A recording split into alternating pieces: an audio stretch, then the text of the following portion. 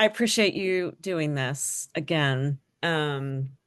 My my sister, one of her big things in life was always if I was going through something that she didn't know about, or she didn't know someone that knew about it, she would always say, "Okay, who has gone through something like this that you can learn from?" So of course, I hold that deep within me now, that she's passed, and you came to my mind. I remember sitting with you when I first met you, and you talking about the impact of surviving Katrina, and at that time I didn't hear it um as deeply as I could have. Um, and I am sorry for that. But I also know sometimes when you go through these situations, um, you just you hear differently. Um, and so I'd love to know, like, before Katrina, like, because for us, um we didn't know. We had no idea that we knew a hurricane was coming, but everybody was just projecting, high winds and rain, but it wasn't like you need to evacuate. So I'll just pause there and just I'd love to hear the before, like what happened. So I guess in order to really understand a Category 5 hurricane, like I guess it'd be better for me to paint the picture for you of New Orleans before it happened. So Mm, at that time, New Orleans was very lively. Like it was booming. It always is a cultural hub, but it was, like you're talking almost close to 500,000 people in the city of New Orleans, somewhere mhm, between 3 to 500,000 people. Um, Jobs. It was full of commerce and music and culture and food and like it kind of is very hard to describe what something is before this kind of catastrophic event hits. Um, so it's kind of like everything is just day to day as you know it. Like everything is kind of the same, and then they kind of give you a warning, like, hey, like we don't really know, like and especially in a place like New Orleans, the Gulf of Mexico, we call it Hurricane Alley. Like it's Hurricane Milton. I'm praying for those people in Tampa Bay right now. Like it's not experience. something that you're used to, but it's something that is frequent. Like it happens a lot. Yeah. Um, and so Mhm. as an adolescent, like hurricanes for us were just like we get days off. Like I'm Like so snow serious. day. Like you think you're like, because it happens so frequently, but it's never as bad as you think it is until it is. So usually a category of tropical storm, like it's like like you don't get to go to school. You're like, oh, we're going on vacation. We're going to Houston. We're going to Alabama. We're going somewhere else, and we just get to chill for a couple of days. And you go back home, and like maybe your house like needs some wood, like some minor things happen, but like you go back and everything's normal, right? Like it's a sense of normalcy Mm, until there isn't. mm, And so through Katrina, post Katrina, there's a to me there was no sense of normal, or there is no normal. There's a new normal. There's a new quo. There's a new everything, because everything that was post hurricane is not the same anymore. And that's a fact that's gonna hit you in the face. I mean, it hits you like really hard. It hits mm, you that like your things are underwater. There's a lot of wind damage. Trees are down. Streets you can't drive on anymore. People mm, are gonna move. People unfortunately passed away. They couldn't get out.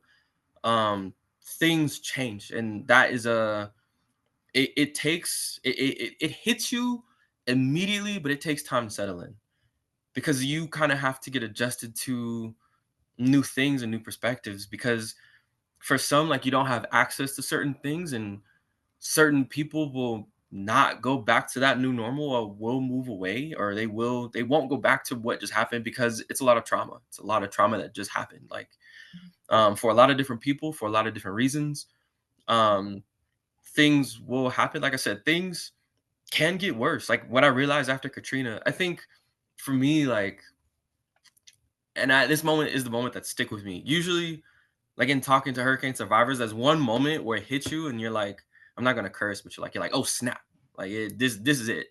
And so I'll never forget, like, we Mm. were in Houston because we evacuated for Katrina. We were thankfully able to get out a couple of days before, but we are like at this Red Roof Inn, and like it's Saturday morning, and I'm like, yo, where the cartoons? Like I'm a kid. I'm like, yo, I'm watching. I'm looking. It's Fox 8. Like I'm thinking the cartoons are on. I'm like, it was another Saturday. Like cartoons didn't come on, and that to me was like, I I was like, oh, wait, where's my cartoons? And so How old were you? I was 12. Wow. I was 12. Yeah. I sat up, and so me and my little brother, like the big thing for us was this sport called Beyblade. Like we played Beyblade. We're like, oh, Saturday morning, like, oh, Beyblade never came on, and so we just sit there. And so instead, like, it was the news. The news was on 24/7, and this was something that I had never seen. Usually, like, the news will update you, but the news never stopped. And so, like, these Mm. things happen, and you kind of visualize it. And I just remember sitting at this TV. My parents were still asleep because as a kid, you wake up religiously for cartoons. I mean, we got up early. It was like 6 in the morning. Like, we're up, like, all right, cool. And so, like, the first thing I remember seeing is like Fox Channel 8 was my church was underwater. And I Oh. was like, Mm. it really didn't compute. And I'm just like, so I'm sitting there and I'm like, is that beacon light? And so Mm. as the helicopter passes over, the next thing I saw was my school. My school was underwater. And so I immediately was like I began to like there's a sense of nervousness, anxiousness, anxiety, and something wrong. So it became urgency. So I immediately scrambled. I woke my parents up in the bed that they were next to us. I was like, y'all need to see this. Like, y'all need to get up. And my dad's like, like, no. I was like, you need to see this. Like, this is bad.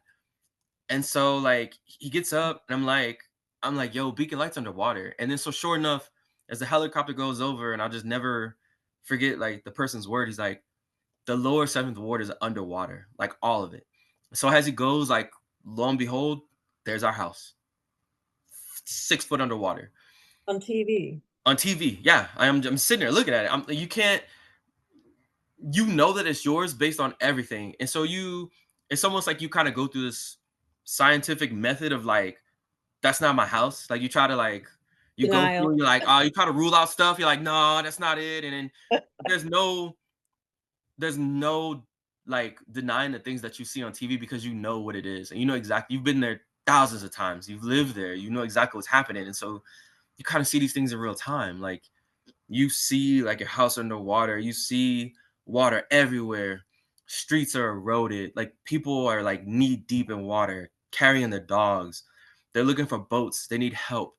And so these things that kind of happen in front of you. And like I said, for me, it's almost like it's like a trauma. Like, you see it and you don't even realize what's happening until it does. And so from there, like, I immediately knew nothing was the same. Like, Mm. there was no going back to what you think life is gonna be, because there's gonna be some drastic changes. And you don't know what they are yet. And so Right.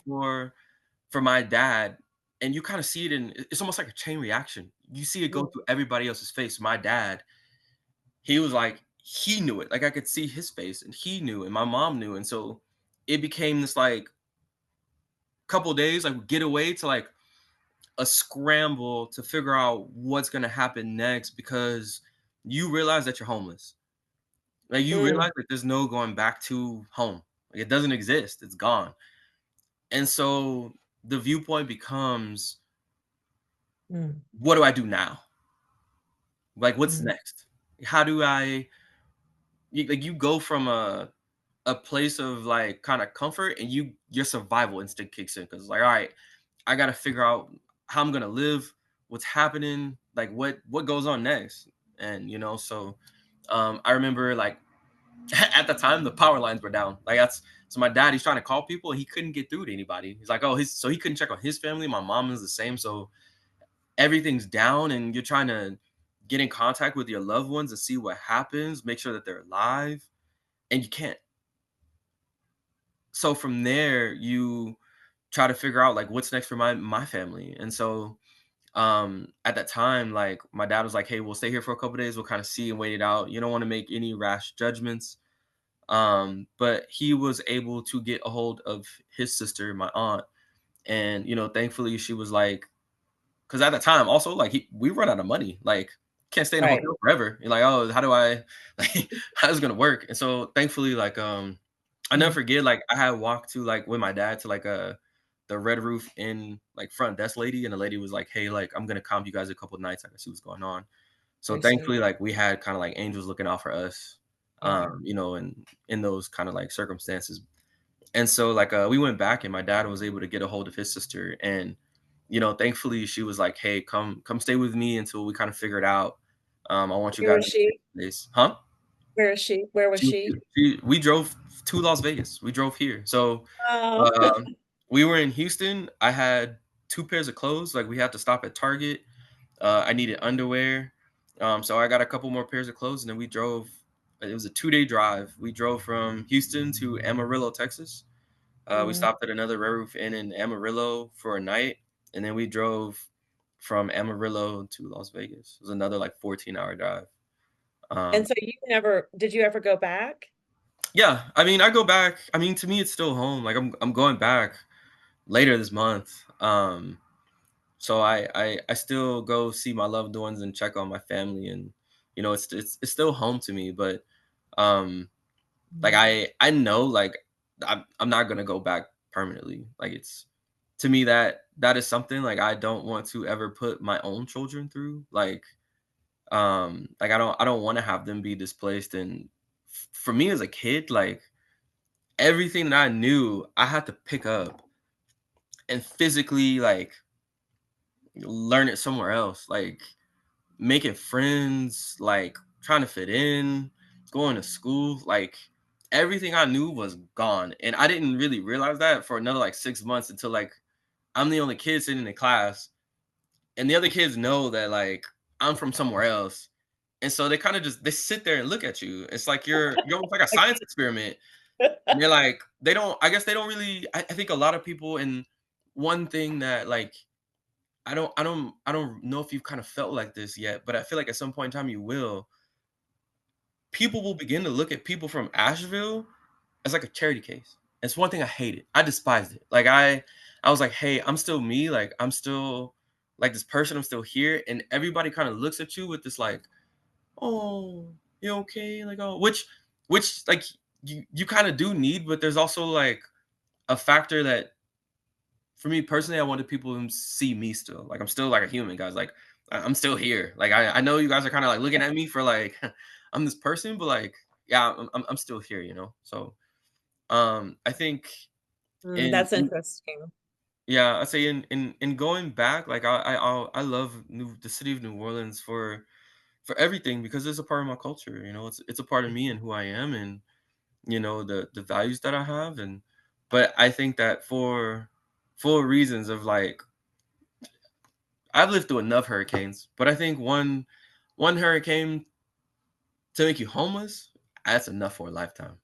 Mm, mm, It kind of puts a lot of things in their perspective. And I think based on that, like the first, like you said, the first conversation we had when I was explaining this to you, I think now you have a much stronger grasp of the values that I carry about like family and the things that mean to me because now you've experienced it. And then, unfortunately, I wish that on nobody. Like I don't want anybody to have to go through this because it's heartbreaking, it's traumatic. Quite mm, frankly, it sucks and it's scary. There's mm, things about living through a natural disaster that like it kind of sticks with you, and it kind of sticks with the values that you hold dear, and you know making sure that your family is safe, the people that you care about are safe, and worrying about the people that you're not able to get in contact with. It's such a scary thing. What, let's talk about survivor's guilt. Um, Did you understand that at age 12? yeah, I unfortunately I did lose friends in Katrina that didn't, that weren't able to get out. Um, I think it's very important to carry their memory, Mm, but I also believe that like you are where you are because like you were meant to be there. Like mm, I don't believe in like coincidences. Like I'm not a big coincidence fan. Like I think that you're meant to be where you are for a reason, for a purpose. What that is, nobody really knows, but um I think that it's important to realize that you are in a place that you're supposed to be. Um as far as, like, unfortunately, like people passing away, that happens, and it's sad. There's not a day that I don't think about some of my friends, some of my family. mm, Um it like I said, the sad part is like the death toll will probably keep rising because they're gonna keep finding people, that weren't able to get out, and it's sad. But I think the best thing that you can do is live on in their memory, because one thing that a hurricane does show you is how resilient you are. mm, It shows you how much you can overcome, because now it's like you start from square one. mhm, And so like the people in New Orleans, like a lot of us left, but we went on to other places. And so like a lot of my friends, they either went to like they stayed in Houston or they went to Atlanta. A lot of them stayed in the South, but we still keep in contact and we still carry the spirit of New Orleans with us wherever we go. mm, New Orleans is a spirit, not necessarily a place. So you mhm, can get rid of the place, but you can't ever get rid of the people in its culture.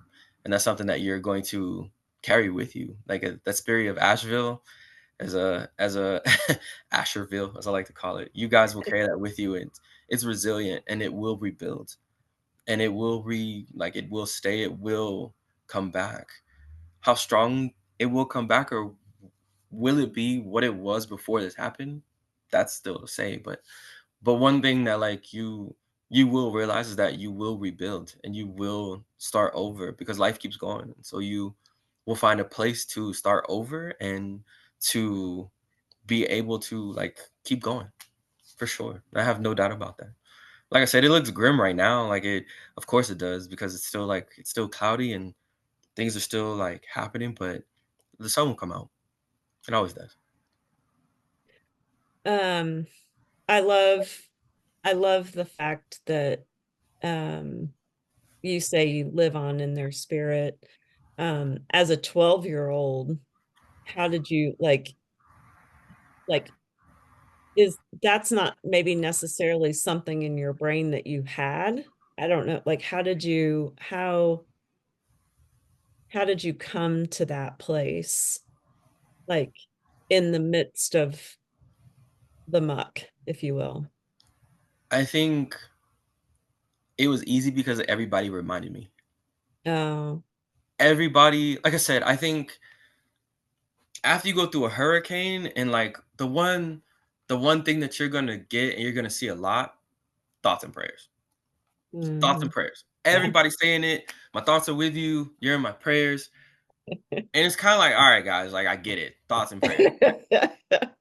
But everybody will look at where you are as a place of like survivors. It's not the context of Asheville is going to change for a point in time because people are going to look at it as a place of like they're still rebuilding and natural disasters hurt. And so like it's more of like a oh Asheville, like oh we need to, and that's just kind of the way it is again. And so like you're constantly reminded that you just went through something because they won't let you, people are not going to let you forget. Mm, mm, Like at some point in time, I can tell you right now, Asheville is going to be in some generation's social studies book. Like there's a natural disaster that happened here, and here's what happened, and it never fails. Like I remember like my little brother when he got to high school, he was like, "Yo, you're never gonna guess what I found in this social study textbook." Like, "Oh, what's this?" He's like, "It's us." He's like, he pointing like Hurricane Katrina made it to the textbook, and I was like, "Oh, wow." It's so when you look back far from now, like, you'll see that it was like, oh, it was such a, it's something that happened, and you live with it, and it becomes a part of you.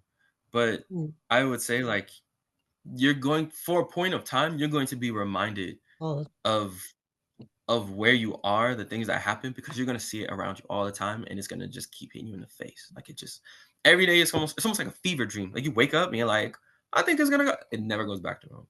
yeah. So you're going to constantly see it and feel it. And I don't know how long that's gonna go on for, because for me, like, it just kind of stuck with me. Like, I am a Katrina survivor, and I am from New Orleans, and that's what I identify as.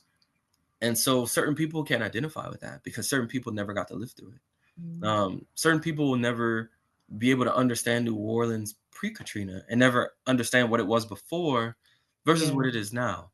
yeah, So yeah, you are one of those people that can understand what something was before versus what it is now, and you'll be able to see that full cycle come through to life. yeah. Let's talk about, for people who are listening from the outside, looking in, and let's go back to your comments about being in school and how you were the science project for everyone. Yeah. And you just wanted people to see you as I'm still a human Yeah. and, I'm not some like, how do people from the outside who haven't been through this, um, what would you want them to know? I would want them to still treat people from Asheville as people. They just went through something very traumatic. And they are, like, going through something that is very, it's scary, but they're still human. And they're not like, I can't think of the word. Like, oh, it's like, oh, they're not, no, I wouldn't want somebody to look at you guys like that. And I know I hate it when people look at me like that. Like, yes, there is aid that you're gonna need. Like, there are things that people can't donate to. There are great causes. And for the love of God, please don't say thoughts and prayers. Action speaks louder than words. Action. What I encourage people to do from the outside in, like, if you can, like, one thing that Asheville as a community is gonna need, I know for a fact, is gonna be clothes. They're gonna need clothes. People have lost their homes, they've lost their livelihood. People are gonna need clothes, they're gonna need socks, underwear, um, toiletries, especially for women, toothbrush, You mean toothpaste, like tampons and yeah, pads? tampons, yeah, everything, like toiletries for sure. And canned goods, like canned food really goes a long way because one thing we learned when FEMA came through is like people are going to be in trailers for a certain amount of time as they begin to rebuild their homes and rebuild the things that they've lost. So clothes and food are very important. So what I would say to other people is if you can donate those things for sure, but thoughts and prayers only do so much. Like, it just like you ever hear like there's a story, like, it's told a lot in New Orleans. Like, it's like the irony of the guy that died and went to heaven in the flood. No, I have And not so, heard. so this guy, he's on his house. There's a flood happening. This guy's on his house. So the Oh, guy yes. comes up, yeah, the guy comes up with the boat, and he's like, "Yo, get in." And the guy's like, "No, like, God's got me." And he's like, "All right," guy's Yes. off. So then another person comes through a helicopter, and they're like, "Oh, like, I'm here to, like, save you." He's like, "Nah, it's okay. God got me." And like, "All right, cool." So eventually the guy winds up dying, and he goes to heaven. And he's like, "Oh, like, God, like, I told everybody you're gonna give me. Why don't you come get me?" He's like, "Well, I sent the guy with the boat and I sent the guy with the helicopter. Like, why didn't you just get in?" So I thoughts and prayers only do so much. There's actions. Actions have to speak louder than words. So, um, I gotta flip that because, I eh, to me, being strong and saying you're fine is not a noble characteristic. So the flip to that is if someone is offering, like if someone is more well off, like your mom and dad had the wherewithal to go to your sister's place, to your aunt's place, right? To Right. me, that opens hearts. If someone's offering something like an arm out, don't be stubborn. Yeah. Yeah. We're very stubborn here in the mountains. And I'm like the worst. If someone wants to help me, just ask damn man. Like, no, I got it, I can do it. But I understand now, or what I am learning from this is that when you say yes to someone's actions, to someone who is giving, that opens up so many souls and hearts. And one of my friends I saw at the Walmarts, and she was pretty frantic, and I said, listen, because our town doesn't have water. A lot of people are starting to get power back now.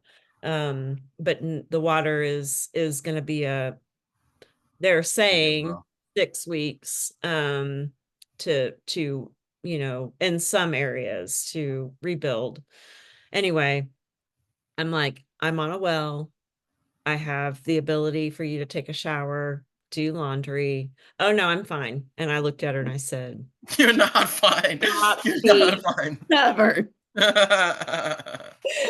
But I think Fine, fine is not an answer. I say you I think and I think in I think everybody kind of goes through this because it's not it doesn't feel good when somebody offers you something because you want to be able to like Provide for say that yourself. I got it, provide for myself. And Yeah, in certain instances, like it does take time to kind of accept help because it's kind of like you've been kind of like the American dream is like you rely on yourself. Like you don't want to 100%. Yeah, get it from somebody else and you want to get it on your own and be able to provide. And so one thing you learn is like that's not the case right now. And people people do kind of come in the form of angels at times and kind of do offer you that hand because you need it. And they're human angels. yeah, you can't get through certain things alone. And I think that that community in Asheville will grow and kind of come stronger because of what you've gone through. I know Yeah, for New Orleans, a lot of it did grow the community a lot stronger because it's kind of like you all go through the same thing together, and it's not a kind of like, oh, somebody's from the top and kind of looking down. Like y'all in the same boat. Like right. once a hurricane levels you out, like everybody's in the same, you're in the same even playing field. There's no Period. Period. kind of like X versus Y, and it's you're all together. So it's important to make sure that you are looking out for your neighbor, but also not being afraid to say, hey, like I need something too. Like Yeah. it's Even if important. it's a hug, like Yeah. I just hugged the FedEx guy. Because the stories he was telling me about what he's been seeing out there is trauma, you know. And I think that's the other component of this is what we're going through is traumatic. And so part of what we're in right now is a state of shock and disbelief. And our brains are protecting us from some of the things that we're seeing and hearing, and it's grief is not linear, right? Like it comes in waves, and it's heavy. It's some mornings waking up is heavy. It's just heavy. It's like um uh not necessarily paralysis. It's just like you said, like it's not going to go away. And this is a part of who we are. And of course we're going to rebuild. Of course. Um and uh but it is not going to be the same. Um and I mean, we're a city of entrepreneurs. Um and that is grit, that is like that resilience that you talked about. um I think for me, I'm just thinking, like, my heart bleeds for all the employers because we're a tourist town. We have 9 million tourists that come into our city a year. And a lot of people who live here are in the service industry, are in retail, are in restaurant industry, are, baristas, are in hospitality, and um need jobs because everybody has been laid off. And um that's my lane. Like I all of these amazing people I want to have them find good jobs, and relocate, and if that's possible. What, like, can you talk to that? I know you were young, but you watched your parents go through it. So I think the hardest thing for my mom, I won't say for my dad. My dad worked for the post office, so he had a federal job, so it was a little different. So he was able to just kind of transfer his job to like stay with the post office. So in that sense, he was, like blessed because he could just transfer. My mom, on the other hand, was a teacher, and Mm. so my mom was like, I can just go ahead and get this transferred over. And that was not the case. It was painful. It was treacherous. Clark Mm. County is, I think it's like the third worst teaching county in the nation. Like it sucks. It's That in Vegas where you're at? yeah, in Vegas. Yeah. If that'd be something like you can kind of like just like Google, just type in Clark County School Okay. District and it'll go. Yeah. I mean, it's bad. It's really bad. But one thing that she did was she had applied to multiple positions. Like there was no kind of like there's no right or wrong answer. Like what I would say is like some people are going to like it's hard kind of finding a job when nobody is hiring. Like it's you're gonna go through something, and so like it's kind of like where do I find my structure and where do I find things to pay my bills because I still like have a life and I still have people that depend on me, and how do I kind of cope with this as it happens. And truth be Mm. told, like it's kind of like applying to certain things even though you don't want to do them. It's kind of like trying Yeah. to find something to like just make do until these things do open back up and your restaurants they do kind of reopen your businesses, your service industry. It takes time for it to kind of get back track on its feet. And so until those people get back on those feet, like your waiters, your servers, the industry people, it's kind of hard finding a job. So finding something to just make do until you're able to get back to where you want to go is something I recommend, even though it's not the best route. But that's what my mom did. My mom became a server for just a couple weeks until she was able to get back in with Clark County School District because at the time, like nobody was hiring. So Okay. the one thing that we learned about like Las Vegas too is that actually a lot of states was that as people from New Orleans were displaced, they Mm. infused with their other like different places. So it wasn't just me that came from New Orleans. It was actually so many other people that came through buses.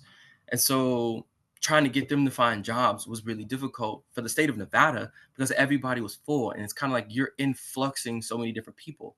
So a lot of people had to take jobs that honestly, quite frankly, they didn't want to do until they were able to get back on their feet and find things like or there were openings for them to take jobs that they really liked. So Mm. in this kind of traumatic instance, it's more about survival than it is comfort until you're able to get into a more comfortable situation. It's about finding something to just make do until you're able to get back on your feet and fully sustain where you are. That's good. That's solid. Talk to all the kids for me in Asheville, um, who, I mean, I have a lot of teacher friends that are working in the school system right now, and the devastation. I mean, we go from COVID to this, um, talk to talk to them, please. I think as a kid, like one I would say is like it will get better. It's gonna take so much time. And like everything's gonna be chaotic for a while. Like it is. I'm not gonna lie. As a 12-year-old, you're like, oh, your school is gonna change. It may change. Like you're gonna meet new people. You may have to go to school somewhere else. Like you may like lump two or three different schools together as far as like making do with the teachers that you have. But I Mhm. think the big thing is to make sure the same thing. You have to treat people with respect, even like your other kids and peers, because they're going through the same thing that you're going through. And Mhm. they're all in the same boat. You guys are all in the same boat. Mhm. Everybody has lost something, someone, some part of themselves. And so it's very important as you go to school or go to school online or wherever that may be, like you also understand too that like the people that you're going with have all gone through the same traumatic experience. I think one thing for me that kind of stuck out when I first got to Vegas was like I thought it was just me. I was like, like I nobody else knows what I'm going through until like you see somebody else and you're like, oh, like don't I know you from somewhere? Like, and they're also like, no, I'm from New Orleans. I was like, oh, me too. And they're like, oh, I thought it was just me. And so you want to make sure that you recognize that everybody else is going through the same thing with you. You guys are on the same boat together. Mhm. Don't use this as an excuse to like act out at school. Like it's not a time to like give other people more grief. And I would say like make sure you know your best behavior for your teachers because your teachers are going through it as well too. Like especially like schools that have been hit, like they don't have supplies. There's not paper, pencils, pens. A lot of them are like undermanned. So like your teachers in the forefront, especially coming from a mom that is a teacher, like I first and wholeheartedly understand that like the, the stress Mhm. of kids putting more stress on top of them coming home to their own kids, putting more stress on top of them.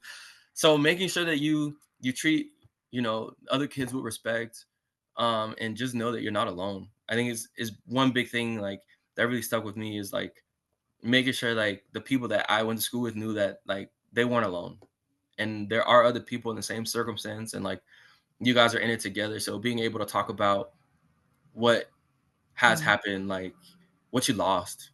Like I think it's a really good way to like cope. And also Mhm. it's okay to cry. That's a Mhm. to me that's a one of the biggest things. Like it's okay, like you're not gonna see your friends anymore. Like some of them you won't see, some of them are gonna move away, some of them you may have lost. Certain things like you won't be able to see, like maybe you lost like animals or cats, pets, livestock, whatever. It's okay to cry. Like you it holding tears in is not gonna do you any good because you build up all these emotions and pain and hurt. And it's okay to let it out.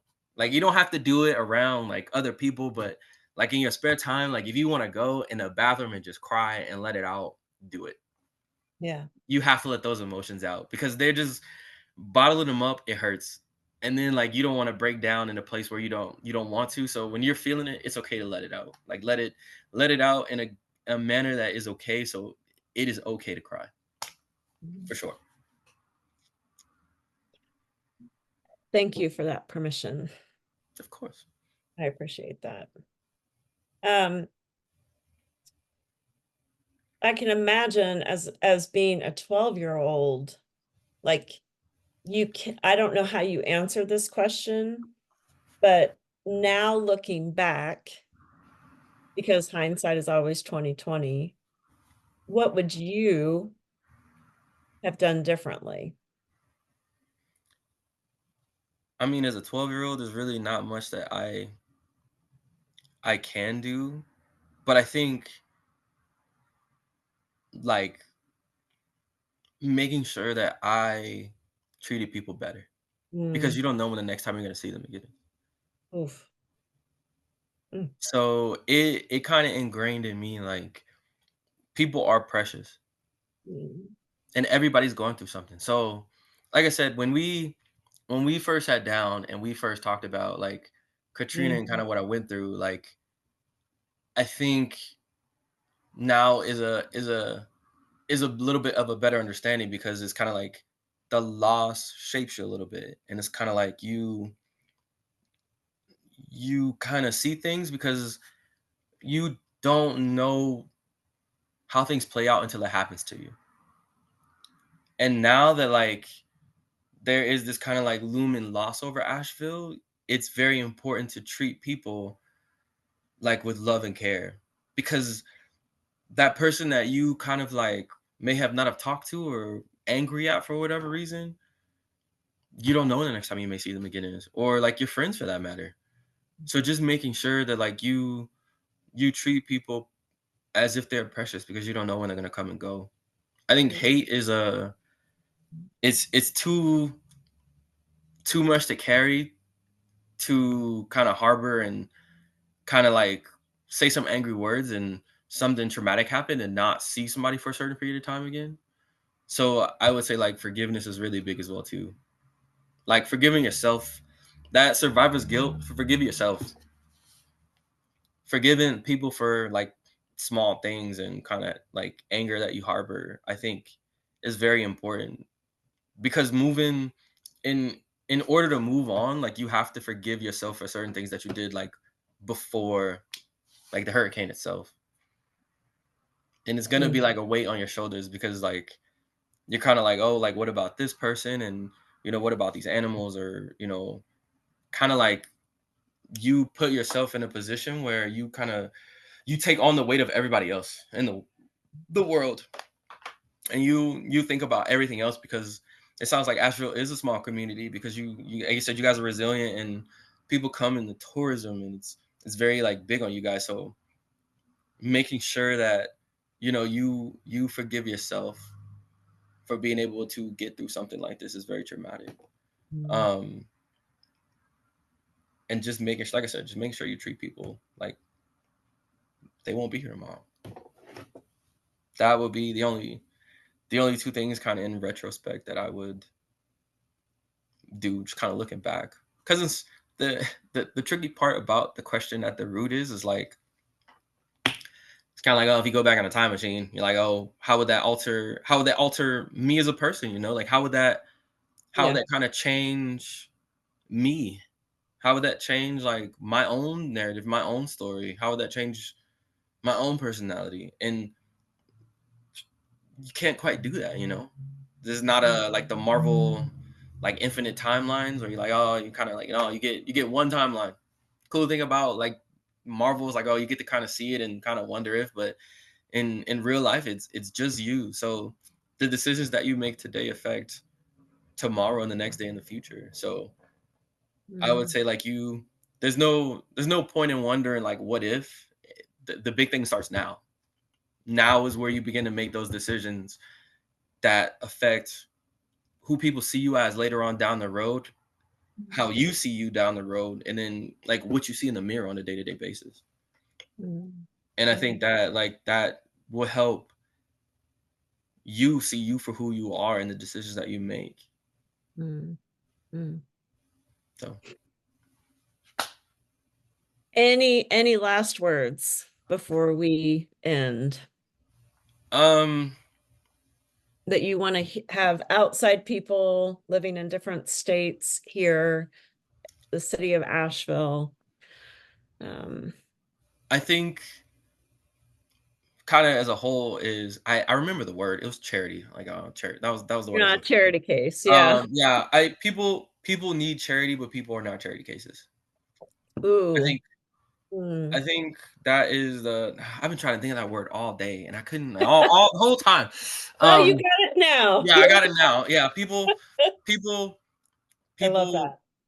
people, especially like from the outside looking in, people do need charity. Like I said, they're gonna need clothes, they're gonna need toiletries, they're gonna need food, but they're not charity cases, and especially for people that are displaced from Asheville and wind up going out somewhere else, like I did.